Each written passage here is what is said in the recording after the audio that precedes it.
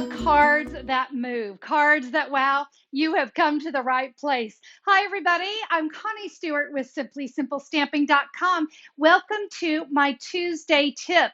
Hey, the month of February 2021, I have been featuring cards that move, cards that wow. Today's card is no exception. This is called a floating image card. Can you see the movement going on there? Oh my gosh, such a great card to give. And guess what? It's easy. So let's head over to my stamping table. I'm going to show you how to create your own floating image card.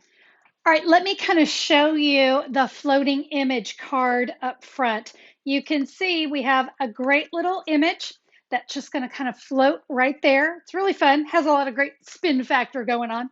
Now, this card can actually be made with the squares or the circles, and actually you could do the ovals as well, but I did want you to see both versions. Let's go ahead and talk about what you need to create our floating image card. Our card base is going to be a 5.5 by 8.5, scored at 4 1/4. I'm going to use purple posy today. Then I'm going to need some basic white cardstock. Mine is 2.5 by 5 inches. Now, if you want to have a piece there on the inside, go ahead and bring in another piece 4 by 5 1/4. Then you're going to need a piece for your frame. This one is cut 3.5 by 7, and that's going to get my double frame that I need. Now, the magic of the floating image card is definitely the layering squares or the layering circles dies. As I said, I'm going to use the squares today, but everything you're going to see me teach, just use the circle dies. It's all exactly the same. All right, let's go ahead and talk about the dies that you need to create the card, because we need to be very specific. So we're going to start with the largest scallop die that there is, all right? The largest one. We're going to go ahead and lay that. I'm using petal pink for my frame. Now, we need to make this into a frame. So you're going to have your largest, now we're going to talk straight squares, okay? So your largest, your second to largest, and your third to largest. We want the third to largest. And that is going to lay right inside that scallop square, just like so. All right, let's talk about the sandwich you need to die cut those pieces. You're going to have base plate 1, base plate 2, and cutting plate 3. Then we're going to put our cardstock, our scallop square, and our straight square. Go ahead and take a moment to make sure that is good and centered. We'll add that top number 3 plate. Let's run that through. And that gives me my first frame. Now we're going to repeat that because we need 2 of these. So we'll go ahead and lay our pieces, get them all nice and straight. Let's go ahead and get ourselves one more frame. All right, so we've just die cut our 2 frames. Now we're going to want to take that straight edge frame, and we need to cut from our card base. So I'm just going to kind of center that up, top, sides, and I'm going to cut myself or die cut a square from the middle of my purple posy. And that is what we're going to have there. Again, this square, save that for another project. Now let's create the insert. So this is our floating image. So let's take that 2.5 by 5 inch basic white. And you remember these dies, let's find the one that will nest right inside, and we need another straight edge. And you see, we've got one that will nest perfectly inside there. So that's going to kind of help you know which one you're going to need. So this is the one. I'm going to place this here on my cardstock, and I'm going to need to die cut 2 of these. All right, all of my die cutting is done. So not that hard, right? Okay, let's go ahead and do a little bit of stamping. I decided to go with the brushed blooms for this card. I'm going to bring in a Highland Heather ink pad, and I just wanted to kind of give my frame just a little dash of color. Now, whatever design you decide to do here, maybe you want to dry emboss this, maybe you want to stamp all over, that's entirely up to you. But I wanted to keep it simple. I really wanted today's video to be focused more on creating the card. So in advance, I did stamp the 2 squares.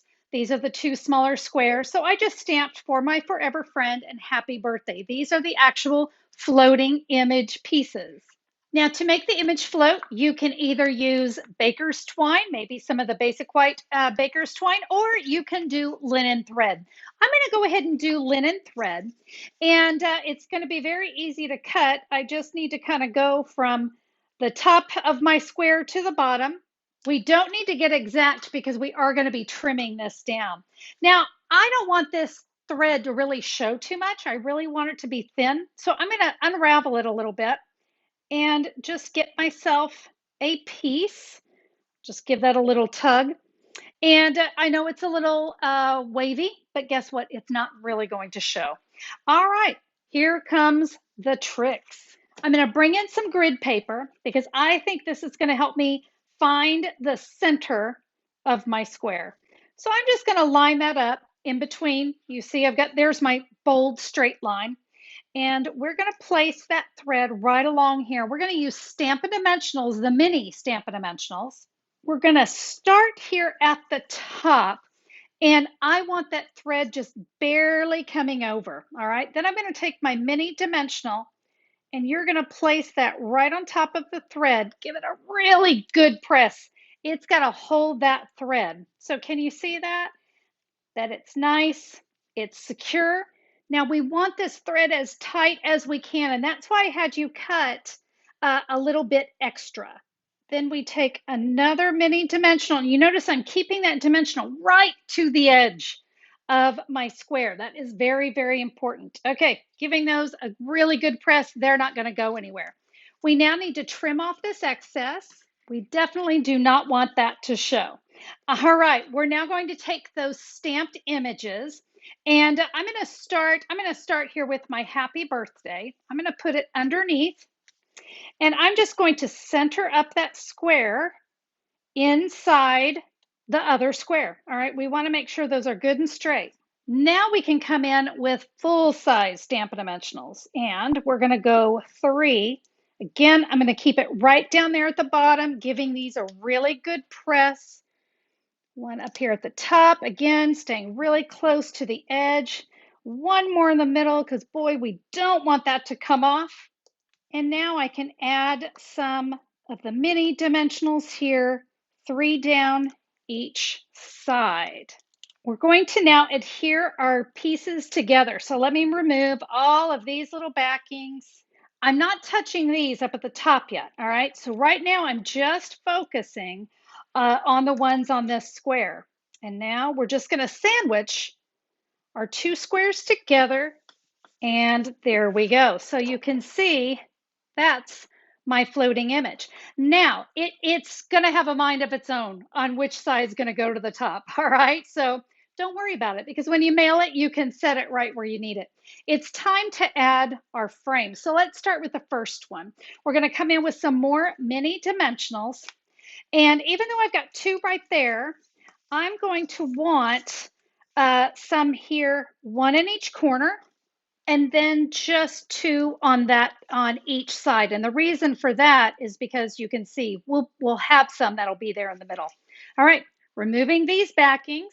And now it's time to remove them from here up at the top and the bottom.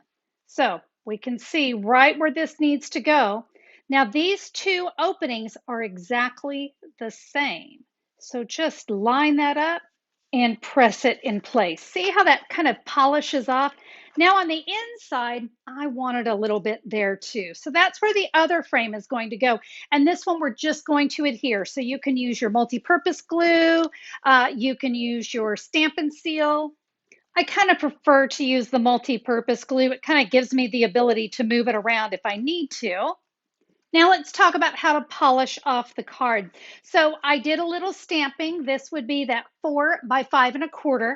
And I just did a little stamping in the corner. You can see I've got room to write my message, but I wanted to share with you how I did my bow. So for that, I'm going to use the Purple Posy scallop trim. Now, what I want you to notice is it's all crumb cake on one side, and then it's the Purple Posy on the other. My trick to getting this kind of double-sided ribbon to show up correctly is I'm going to put the crumb cake side up, and I'm just going to tie that in a knot. And when I pull it, I just want to make sure I've got crumb cake on top and bottom. Let's give that a tug.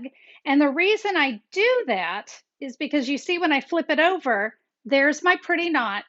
And then I have the scallop on both sides. So I'm going to trim this down.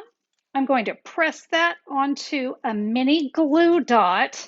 And I'm just going to add that right up here at the top. It kind of hides my thread just a little bit.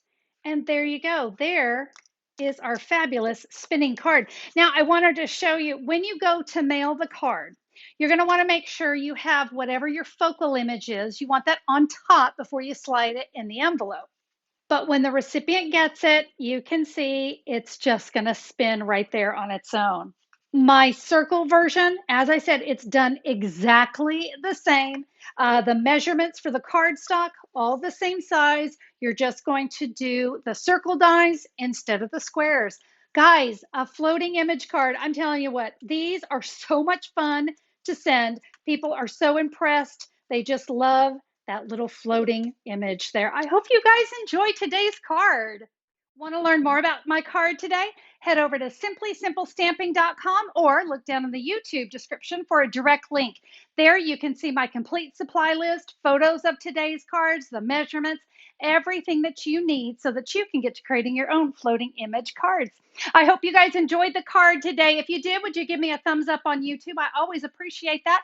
And if you have not subscribed, click the great big red subscribe button so YouTube can let you know when I'm back with a new video. Thank you everyone for being here. Go create something fabulous today. We'll see you next time. Bye-bye.